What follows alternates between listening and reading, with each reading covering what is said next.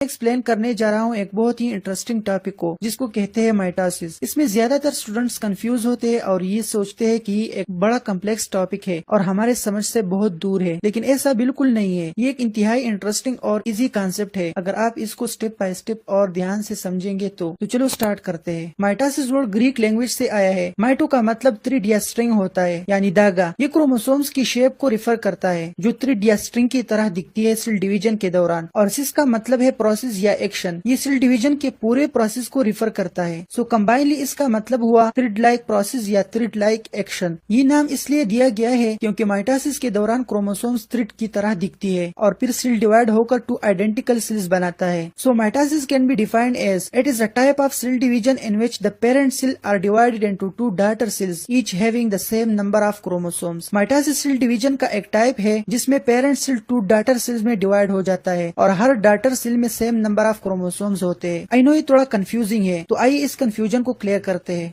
सबसे पहले आपको ये जानना चाहिए कि सेल डिवीजन क्यों जरूरी है हमारी बॉडी में। ये इंतहाई जरूरी है इन इम्पोर्टेंट फंक्शंस की वजह से।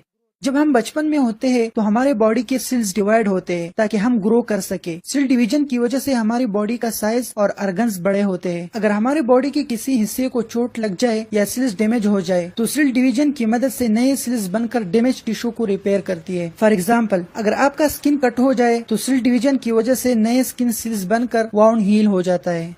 हमारे बॉडी में कुछ सेल्स टाइम के साथ साथ खराब हो जाते हैं या मर जाते हैं, तो सेल डिवीजन की मदद से नए सेल्स बनकर उनकी जगह लेती है, जिससे बॉडी की फंक्शन नॉर्मल रहती है। Genetic material transfer. Cell division के प्रोसेस में जेनेटिक मटेरियल यानी डीएनए एक सेल से दूसरे सेल में ट्रांसफर हो जाता है। इससे ये बात कंफर्म हो जाती है कि नए सेल्स में भी वही जेनेटिक इन्फॉर्मेशन होगी जो पेरेंट सेल्स में थी। ओवरऑल सेल डिवीजन हमारे बॉडी के ग्रोथ, रिपेयर और मेंटेनेंस के लिए बहुत जरूरी है। अगर सेल डिवीजन ना हो तो हम सर्वाइव नहीं कर सकते।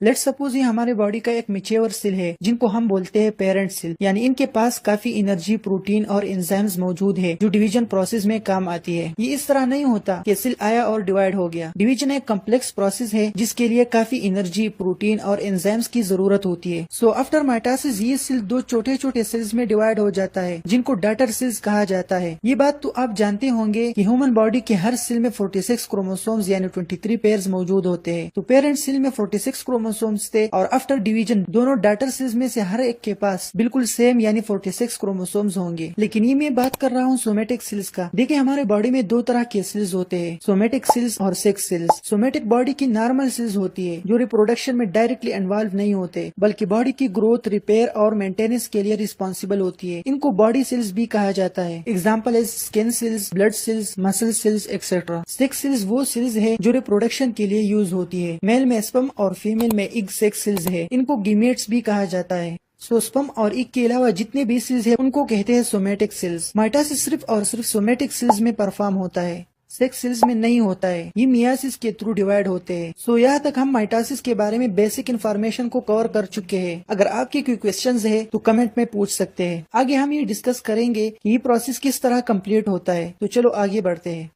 ये प्रोसेस बेसिकली 4 पेजेस में कंप्लीट होता है जिनके नेम्स है प्रोपेज, मेटापेज, एनापेज एंड टेलोपेज। इस सीक्वेंस और नेम्स को आप इस सेंटेंस के साथ लिंक करके मेमोराइज कर सकते हैं। People meet and talk. People for prophase, meet for metaphase and for anaphase and talk for telophase. Prophase, pro एक प्रीफिक्स है जिसका मतलब होता है बिफोर यानी पहले, और पेज मीन स्टेज यानी मरहला। सो माइटोसिस में प्रोपेज वो पेज है जो मेटापेज से पहले आता है। इसमें सेल डिवीजन के लिए ये नेसेसरी चेंजेस होती है। क्रोमोसोम्स कंडेंसेशन यानी क्रोमोसोम का विजिबल फॉर्म में कन्वर्ट होना। प्रोपेज से पहले क्रोमोसोम सेल में लूज और थ्रेड लाइक यानी क्रोमेटिन फॉर्म में होती है, यानी माइक्रोस्कोप में हम इन्हें नहीं देख सकते। ये प्रोपेज से पहले की बात है। ड्यूरिंग प्रोपेज क्रोमेटिन टाइटली पैक होकर क्रोमोसोम्स बन जाती है। अब ये माइक्रोस्कोप में क्लियरली विजिबल हो जाती है। इट मीन्स कि क्रोमोसोम को आप माइटोसिस के बगैर नॉर्मल हालत में कभी भी नहीं देख सकते, क्योंकि तब ये क्रोमेटिन के फॉर्म में मौजूद होता है। क्रोमोसोम पर मैं एक अलग वीडियो बना चुका हूँ, लिंक डिस्क्रिप्शन में दिया गया है। Nuclear membrane dissolution. सेल की न्यूक्लियस के सराउंड एक मेम्ब्रेन होती है जिसे न्यूक्लियर मेम्ब्रेन कहते हैं। प्रोपेज में ये मेम्ब्रेन डिसॉल्व होने लगती है जिससे क्रोमोसोम न्यूक्लियस से बाहर आ जाती है और साइटोप्लाज्म में फ्रीली मूव कर सकती है। Spindle fibres formation. Spindle fibres protein से बने थ्रेड लाइक स्ट्रक्चर्स को कहा जाता है। प्रोपेज में इसकी फॉर्मेशन होने लगती है। Centriole moves to opposite poles. Centriole छोटे सिलेंड्रिकल स्ट्रक्चर्स होती है जो स्पिंडल फाइबर्स को तरतीब देने में हेल्प करती है। सेंट्रियोल को डिटेल से समझने के लिए डिस्क्रिप्शन में दिए गए लिंक पर क्लिक करें। प्रोपेज में सेंट्रियोल सेल की अपोजिट एंड्स की तरफ चले जाते हैं और स्पिंडल फाइबर्स बनाना शुरू करते हैं। Nucleolus disappear. न्यूक्लियस के अंदर एक स्ट्रक्चर होता है जिसे न्यूक्लियोलस कहते हैं। प्रोपेज में न्यूक्लियोलस डिसअपियर हो जाता है। प्रोपेज की step by step summary. Chromatin condense होकर विजिबल क्रोमोसोम्स बन जाती है। न्यूक्लियर मेम्ब्रेन डिसॉल्व होने लगती है। न्यूक्लियोलस डिसअपियर हो जाता है। सेंट्रियोल सेल्स की अपोजिट पोल्स की तरफ मूव कर जाते हैं और स्पिंडल फाइबर्स फॉर्मेशन शुरू हो जाती है। मेटापेज ये माइटोसिस का सेकंड पेज है और ये सेल डिवीजन के लिए बहुत इंपॉर्टेंट है। इस पेज में ये चेंजेस होती है सेल के अंदर। Chromosomes arrangement. क्रोमोसोम सेल के सेंटर पर एक लाइन में अरेंज हो जाती है। इस इमेजिनरी लाइन को मेटापेज प्लेट या इक्वाटोरियल प्लेट कहते हैं। Spindle fibres attachment. Spindle fibres जो प्रोपेज में बने हुए थे वो हर क्रोमोसोम के सेंट्रोमेर के साथ अटैच हो जाती है। मेटापेज का step by step summary. Chromosome cell की इक्वाटोरियल प्लेन पर लाइन अप हो जाती है। स्पिंडल फाइबर्स क्रोमोसोम की सेंट्रोमेर के साथ अटैच हो जाती है। क्रोमोसोम टाइटली अलाइन होकर मेटापेज प्लेट पर रहती है।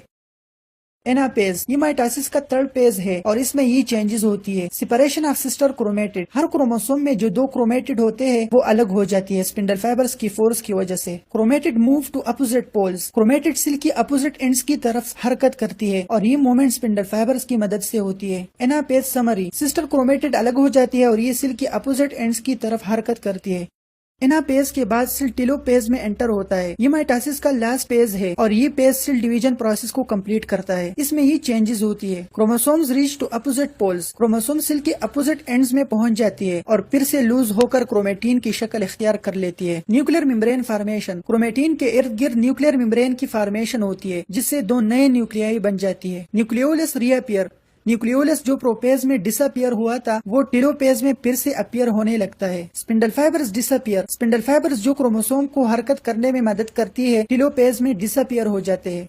साइटोकाइनेसिस। टेलोपेज के एंड में साइटोकाइनेसिस का प्रोसेस शुरू हो जाता है। Cytokinesis mean division of cytoplasm. Basically cell division process में 2 मरहले होते हैं, माइटोसिस और साइटोकाइनेसिस। माइटोसिस में न्यूक्लियस डिवाइड होता है और साइटोकाइनेसिस में साइटोप्लाज्म की डिवीजन होती है। टेलोपेज समरी। क्रोमोसोम सेल के अपोजिट एंड्स में पहुंचकर क्रोमेटिन में कन्वर्ट हो जाती है। न्यूक्लियर मेम्ब्रेन की फॉर्मेशन होती है। न्यूक्लियोलस रीअपियर होता है। स्पिंडल फाइबर्स डिसअपियर हो जाती है। साइटोकाइनेसिस शुरू हो जाता है और सेल डिवाइड होकर 2 नए सेल्स बन जाती है। ये पेज सेल डिवीजन प्रोसेस को कंप्लीट करता है और 2 आइडेंटिकल सेल्स बनाता है।